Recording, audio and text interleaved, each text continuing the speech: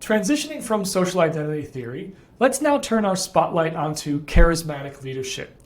Charismatic leadership theory revolves around the idea that charisma is a crucial factor that enables leaders to influence and inspire. The theory is grounded in case studies of famous and successful leaders like Martin Luther King Jr. and Steve Jobs. And the one common thread weaving through all these leaders is charisma. Let's break down some defining characteristics of charismatic leaders according to this theory. 1, they have a vision, and they're excellent at articulating it. These leaders not only dream of a better future, but also communicate that dream in terms their followers can grasp. 2, they're risk takers. They're unafraid to put themselves out there and make personal sacrifices. Think Martin Luther King, who risked his life for his vision of equality. 3, they have their fingers on the pulse. Charismatic leaders can identify when change is needed and can judge whether it's realistically achievable. 4, they're tuned into their followers' needs, showing perceptiveness of other abilities and responsiveness to their feelings. 5, they exhibit unconventional behavior that sets them apart. Ever checked out Winston Churchill's quotes? They're a masterclass in counternormative thinking and behavior. Now, studies do show a positive relationship between perceived charisma and team performance, but, and it's a big but, charismatic leadership isn't without its pitfalls. Charisma doesn't automatically equate to competence. A charismatic leader might be all style and no substance, guided by more ego than expertise. Or they might be highly competent, but not necessarily acting in the group's best interest. Political arenas worldwide provide numerous examples of this. Charisma doesn't always mean effectiveness, at least not in terms of benefiting the group as a whole. Moreover, charismatic leadership theory doesn't provide guidance on how to cultivate leaders. Like the trait-based theories we discussed earlier, it assumes that some individuals are naturally endowed with this quality and will naturally emerge as leaders over time. The idea of developing charisma through training or leadership development isn't part of the theory's narrative. Despite these criticisms, charismatic leadership theory remains highly influential in our understanding of effective leadership, in particular because it captures the pizzazz often associated with influential leaders.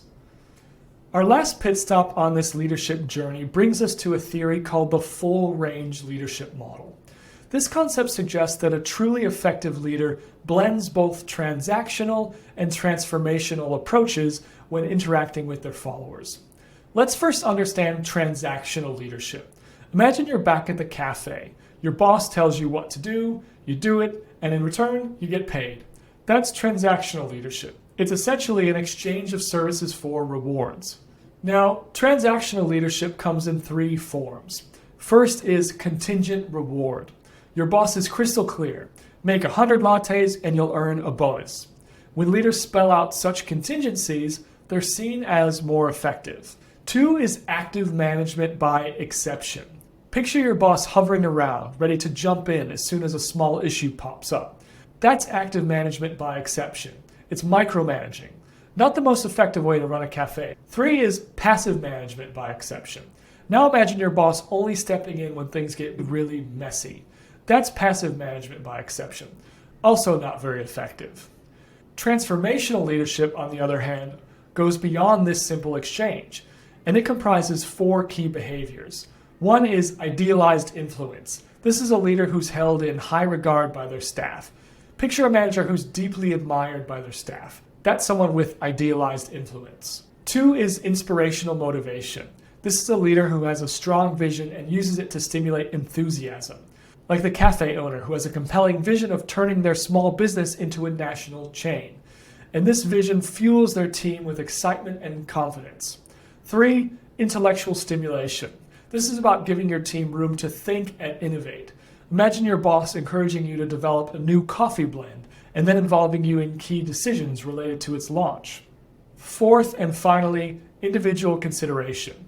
This is a boss who recognizes your unique skills and potential and ensures you're growing and developing in your role.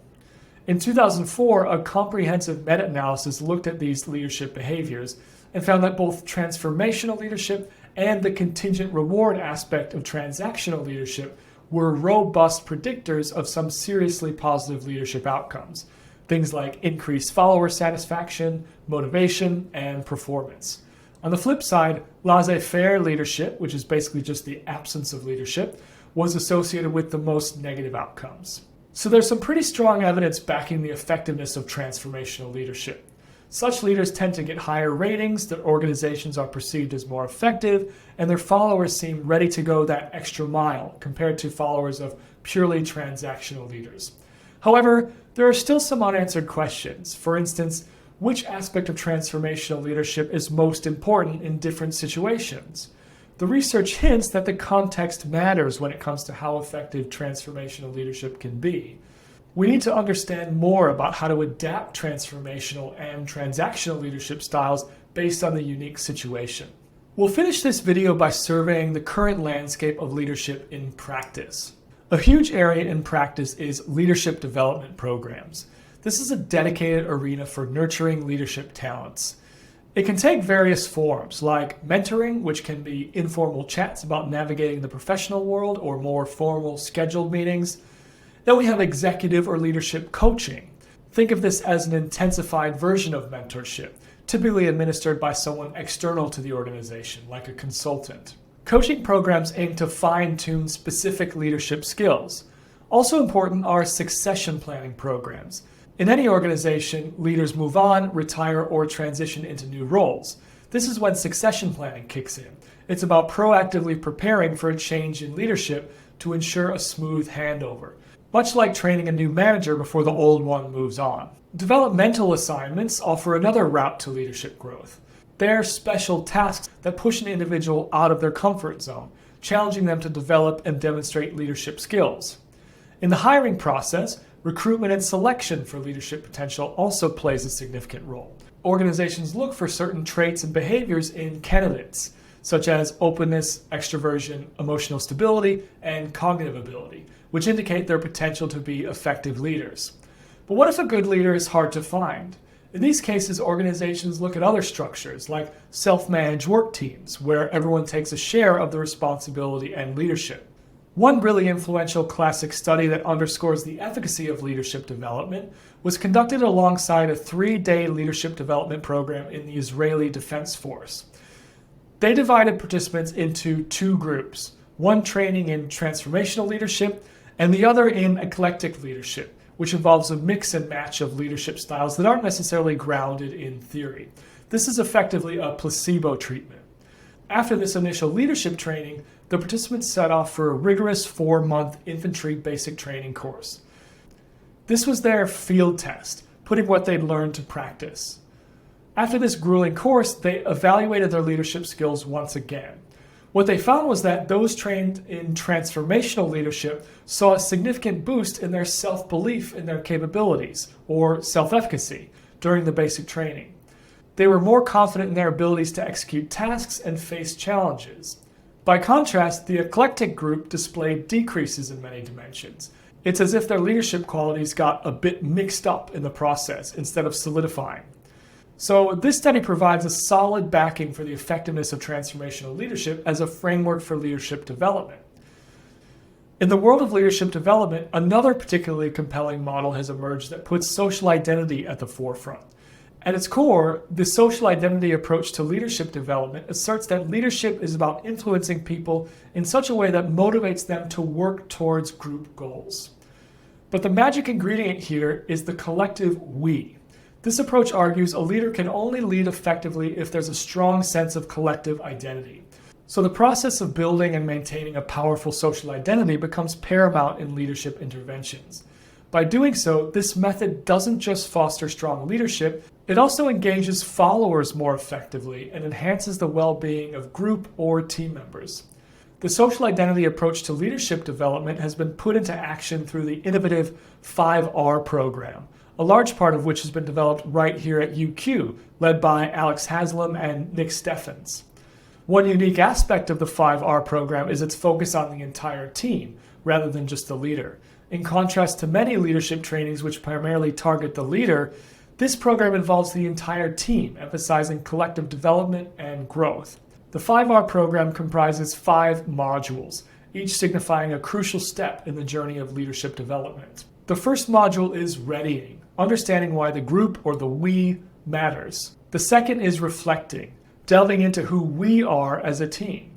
The third, representing, determining our collective goals and vision.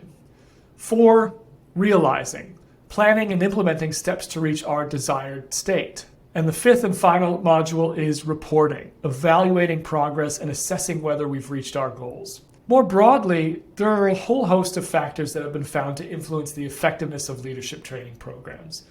First, clear learning objectives are essential. The program must define what it aims to achieve right at the beginning. It's like setting a destination before you start a journey. You need to know where you're going to plan your route effectively. The next critical element is meaningful content. The information provided during the training should be relevant to the trainees and their leadership roles.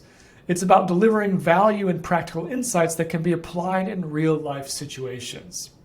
Thirdly, the proper sequencing of the content and implementing the right methods significantly enhance the effectiveness of the program. It's not just about what you teach, but also about how and when you teach it. By structuring content logically and using engaging teaching methods, you can enhance understanding and retention of the material. An integral part of any learning process, including leadership training, is providing opportunities for active practice. Think about it. Do you learn to swim by reading a book or by jumping in the water? Leaders, too, need to dive into practical scenarios to fully grasp and apply the theories they learn. Another must-have is relevant and timely feedback. Constructive criticism helps leaders identify their strengths and work on their weaknesses. Building self-confidence in leaders is another crucial aspect. Leadership requires making tough decisions and standing by them. A program that fosters self-assurance prepares leaders to do just that. Lastly, leadership training should not end with the conclusion of the program. It should provide opportunities for follow-up activities, fostering an environment for continuous learning and growth. Remember, leadership development is a marathon, not a sprint. A comprehensive meta-analysis in 2017 evaluated the effectiveness of leadership development programs. The verdict? When these programs are grounded in evidence-based principles, they typically yield impressive results. We see a positive response from participants, demonstrable learning outcomes, and more importantly, evidence of these newly learned leadership skills being transferred back to the workplace. These programs even contribute to tangible outcomes, boosting organizational effectiveness. We've been on quite the journey today exploring the concept of leadership.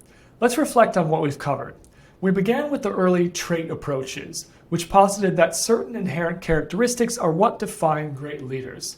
While this approach has been around for a while, we now know it's not quite the whole story when it comes to successful leadership. Then we looked at behavior-based approaches. Here, the focus shifted from innate characteristics to the tangible actions leaders take, emphasizing that how a leader acts can significantly impact their effectiveness. Then our journey led us to situational contingency theories, introducing the idea that leadership is not a one-size-fits-all proposition. In these models, the context matters, and successful leadership can be as much about adapting to the situation as it is about having the right traits or behaviors. And we dove into some of the dominant theories today. We explored leader-member exchange theory, which highlighted the importance of the relationship between leaders and their followers. We also explored the social identity approach to leadership, which emphasized the key role of group identity in effective leadership. We grappled with the captivating notion of charismatic leadership, where a leader's charm and persuasive skills can significantly influence their success. And we wrapped up our theoretical tour with the full range model, proposing that the most effective leaders master a blend of transactional and transformational strategies. We finished by considering some of the ways these theories translate into the real world. We examined how these concepts have been put into practice, shaping leadership development programs in meaningful and impactful ways. So this concludes our adventure into leadership theories and their application. I'll see you all in the lecture debrief.